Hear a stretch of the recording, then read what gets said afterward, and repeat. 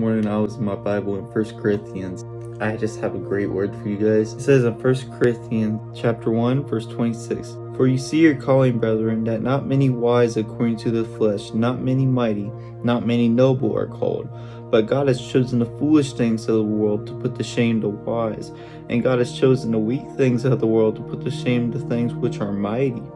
And the base things of the world and the things which are despised God has chosen, the things which not to bring nothing to things that are, that no flesh should glory in his presence." So if you think you're not worthy enough to be called by God, or God has called you to say do ministry or to be an evangelist or just do work for the kingdom, but God takes the foolish things of the world to shame the wise. So if you think you're not good enough, you are good enough, because God, he doesn't call the people that are immediately equipped and have it all together. He calls the people that all they do is rely on God, that through their life, God can get the glory. Like Peter.